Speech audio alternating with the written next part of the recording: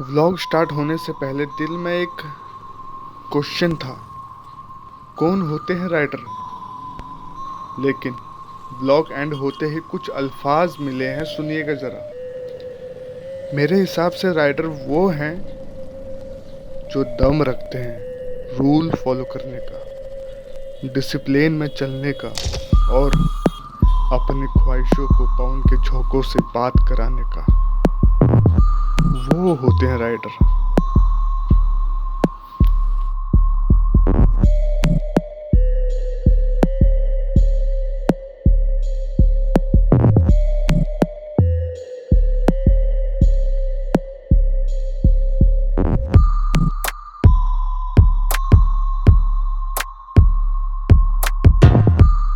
Finally हम यहाँ से निकल चुके हैं ढकोली से और अब हम जा रहे हैं पेट्रोल भराने। उसके बाद हमने निकलना है बद्दी और जो भी जितने भी राइडर थे वो निकल चुके हैं अपनी सफ़र की तरफ। अभी थोड़ा सा अर्जेंट काम पड़ गया, उसके बाद हम भी यहाँ से निकलने वाले हैं।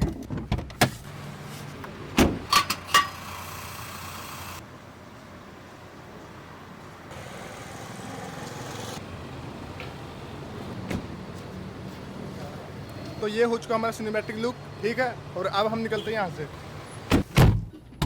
हो गया सीट बेल्ट की पेटियां कसते हुए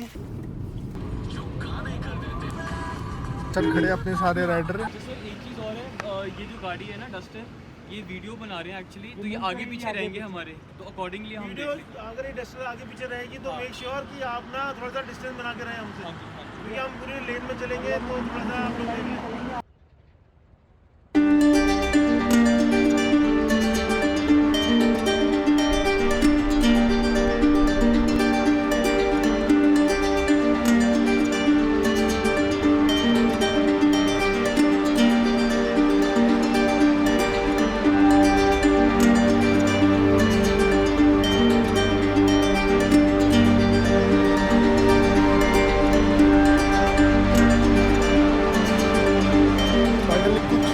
ले लिया हमने, लेकिन जो मैंने जिस लेवल के मैंने सोचे हैं उस लेवल से थोड़े नीचे लिए हैं, लेकिन इस टाइम पे वक्त पे इस मूवमेंट पे यही शॉट सही लगे। फाइनली हम बद्दी पहुंचने वाले हैं। अब सिर्फ 6 किलोमीटर दूर है यहाँ से। भाई कर रहा है इनको कवर, क्योंकि ये सबसे एंड में है, ये हमें देंगे साइड। मतलब यहाँ पे जो बाइक आ रखी है वो देख सकते हो भाई। मुझे तो बाइक्स के बारे में उतना नॉलेज नहीं है, लेकिन एक से बढ़ के एक बाइक आ रखी है और जो बंदा राइडर है उसको तो भाई ये व्लॉग पसंद आएगा ही आएगा। तो भाई स्पेशली ये व्लॉग जो राइडर बंदे उनके लिए है। Hello guys, I'm Taranjeet and riding is a very unique experience. You have to ride very safe. It's not about riding fast, it's about riding safe. Since we started our ride from Narakpur to Baddi, we are riding in one line, in one formation, following all the rules of all the motorcycling rules, so that neither us nor the people on the road, if they have any issues in riding, because the road belongs to everybody. Only one suggestion, one message we want to give is that wear helmets, be safe and drive safe, that you are safe, you reach home safe, and the people who are riding with you, they are also safe. Thank you.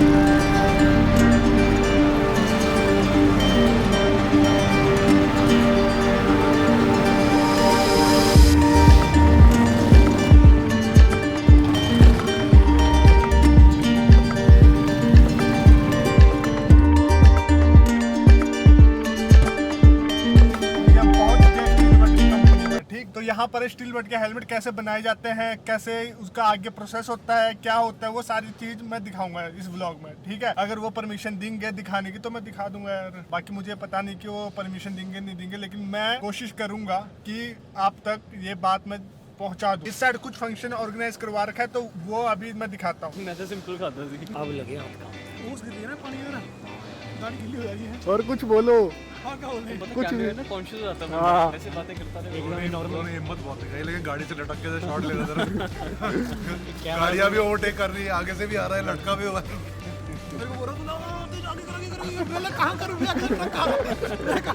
लेकिन जो असली rider थे भाई, उनका एक rule होता है, एक असूल होता है, एक दीन होता है, एक धर्म होता है। ठीक है भाई, ये लंबी लाइन तो नहीं होगी ज़्यादा। और उनका सबसे बड़ा चीज़ ये है कि उनका एक रूल होता है भाई, और उस रूल के ऊपर वो अमल करते हैं। यार कहीं भी जाओ और कुछ भी करो, मतलब कहीं ना कहीं से कुछ ना कुछ सीखने को आपको मिलेगा ही मिलेगा। तो इसीलिए मैं भी चल पड़ता हूँ कहीं ना कहीं। सबने अपना नाश्ता पानी किया, रैपर ऊपर हुए उनके पास, कप हुए, खाली कप हुए, तो उन सब ने एक ही साथ डस्टबिन में डाला। उनको देख के ऐसा लगता है कि हाँ भाई, एक रूल इन्होंने मेंटेन करके रखा हुआ है, जो कि बहुत ही अच्छी क्वालिटी होती है। अब इतनी अच्छी खासी राइड हुई हमारी, सब कुछ सही सलामत हम पहुँच गए। ठीक है, सब कुछ सही हो रहा है अभी तक तो ठीक। तो इसलिए ऊपर वाले का भी शुक्रिया शुक्रिया शुक्रिया अदा करना बनता है।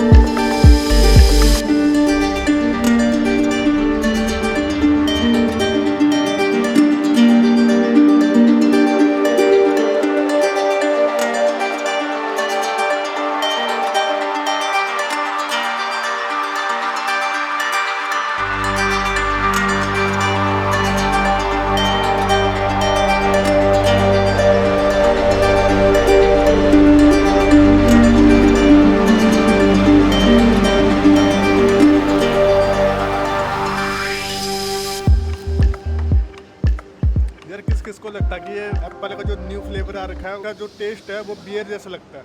कमेंट करके बताना किस किसको ऐसा लगता है। भाई बस करो, कितना डालोगे? करो वीडियो करो। ये देखिए, हमने सरेआम पकड़ा है इस इंसान को, ये लेके जाते हैं ये चार। मैं और डाल देते अब जाके ना कोई देख, ये ले लेते हैं और क्या। हाँ, सोडा पानी में मेरा अपना भर दिया और हम यहाँ पे करके अपना डाल दिया। तो अभी हम जा रहे हैं अंदर। अंदर हमें बताया जाएगा कि कौन सा हेलमेट कैसे बनाया जाता है। उस साइड बहुत भीड़ है, तो इसलिए हम जो भाई बना रहे हैं उनसे पूछेंगे अच्छे से। रॉ मटेरियल जो है हम ABS यूज़ करते हैं जैसे, तो हम ABS जो है वो स्टोर से हमारे पास आता है, फिर हम यहाँ पे होकर के जरिए इसको यहाँ पे लोड करते हैं। अच्छा, फिर लोड होता है, फिर यहाँ पे बैरल लगा हुआ है, इसमें क्या होता है मेल्टिंग प्रोसेस है, ये हम प्री ड्रायर करते हैं इसमें ऊपर में 80 डिग्री सेंटीग्रेड पे ABS ब्लैक को। फिर यहाँ से मेल्टिंग होता है, ये हमारा जो है ये बैरल है, तो ये टेम्परेचर सेट कर रखे हैं हमने यहाँ पे। तो जो ABS का टेम्परेचर है हमारा, ये जो टेम्परेचर है, तो इसमें ये क्या होता है मेल्ट होता है, स्क्रू लगा हुआ है, ये पूरा प्रोसेसिंग शुरू होकर वहाँ पे फिर ये मटेरियल इंजेक्ट होता है, मोल्ड लगा हुआ आगे, मोल्ड में इंजेक्ट होगा, फिर ये हमारा पीस बन के निकलेगा ये। तो फिर ये फाइनल आप देख सकते हैं, आपके सामने ऐसा पीस आएगा। अच्छा, स्टार्टिंग में डालना होता है एक्रिलोनाइट्राइल ब्यूटाडाइन स्टायरीन, वो दिखाओगे एक बार? सबसे पहले ये आपके पास आता है इस कंडीशन में, इसका नाम क्या पूरा? ABS acrylonitrile butadiene styrene. अच्छा, तो ये इसमें जाता है इस मशीन में? इसमें ये प्री ड्रायर है, मतलब इसमें क्या करते हैं हम इसको ड्राई करते हैं 80 डिग्री सेंटीग्रेड पे। अच्छा, कोई मॉइस्चर वगैरह कंटेंट होता है तो वो सारा निकल जाएगा। अच्छा, फिर हम मेल्टिंग टेम्परेचर सेट करते हैं इसका 220 डिग्री तक। अच्छा, तो उसमें पूरा मेल्ट होकर ये स्क्रू से अपना इंजेक्ट होता है। अच्छा, उसके बाद हमारे पास आता है आप इस देखो कंडीशन। इसमें अभी ये अभी ये पीस ऐसे आएगा ये।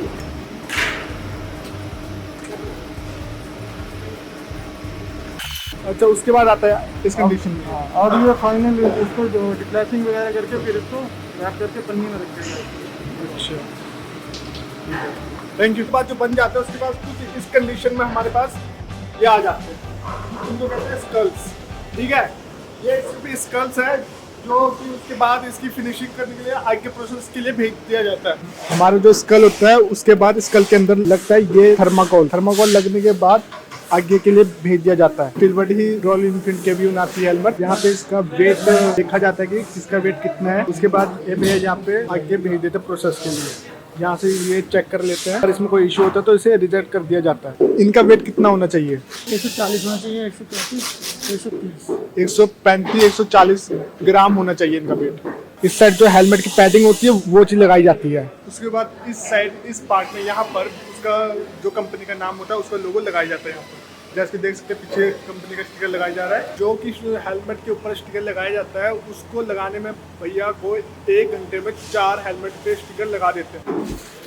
जब फाइनली हेलमेट बन के तैयार हो जाता है उस टाइम पे ये भैया उसको फाइनल टचअप देते हैं और उसको पॉलिश करते हैं। उसके बाद हेलमेट को पैकिंग के लिए आगे प्रोसेस कर दिया जाता है और सामने वाले भैया पैक कर देते हैं।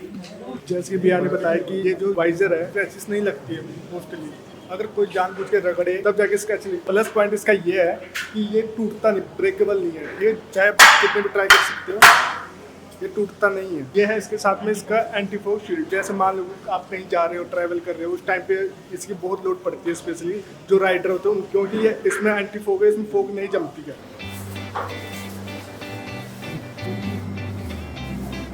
यहाँ पर टेस्टिंग होती है।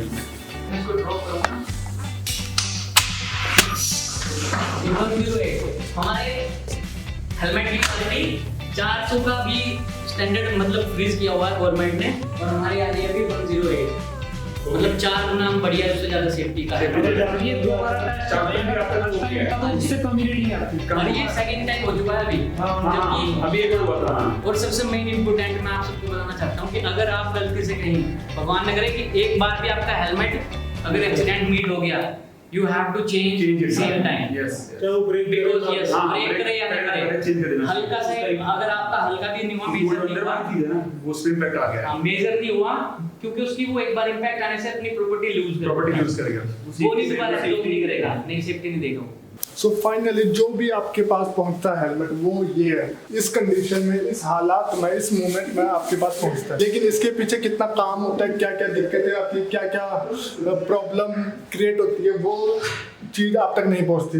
तो मेरे हिसाब से मैंने थोड़ा ये कोशिश एक बताया है आपको कि इशू आते हैं। अब पता चला भाई इस टाइटल की meaning, ride with riders but I am not a rider because they have their own aura. Aura मतलब समझते हो ना?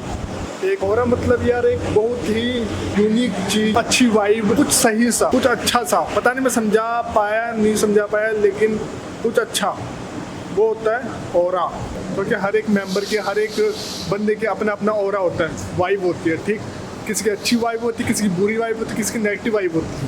तो मैं रिकमेंड करूंगा कि आप पर्सनली जिसके साथ आपको अच्छी वाइब आए तो उसके साथ रहो। अंदर वैसे हमें सीखने को बहुत कुछ मिला, लेकिन अब वो सारे का सारा मैं रिकॉर्ड नहीं कर सकता। अगर रिकॉर्ड करता तो ऐसा लगता है ये एक ट्यूटोरियल है, तो ट्यूटोरियल नहीं है, इसलिए उतना कुछ मैं नहीं दिखा सकता इस ब्लॉग। ठीक, कभी पर्सनली होएगा तो फ्यूचर में देखेंगे और दिखाएंगे। तो मोटी मोटी चीज ये है भाई, कुछ बंदे स्ट्रिप नहीं लगाते, लूज रखते स्ट्रिप को, ठीक है, तो वो तुमने नहीं करना है। दूसरी चीज, तुम एक बार गिर गए हो हेलमेट से, ठीक, और हेलमेट चाहे टूटा भी नहीं है तो तब भी तुम्हें वो हेलमेट को चेंज करना है, क्योंकि उसके अंदर जो फॉर्म लगी होती है वो ब्रेक हो जाती है। सब कुछ बता दिया, आप चलते हैं लंच करने, भूख बहुत लग चुकी है, थका दिया यार बोलते बोलते। बताओ जी लंच का।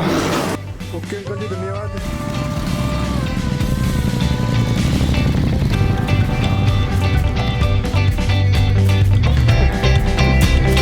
सारे राइडर निकल चुके हैं और अब हम भी निकलते हैं लंच की तरफ। कहाँ गए वो? अरे मैं बोला नहीं, इस साइड में गए, इस साइड में।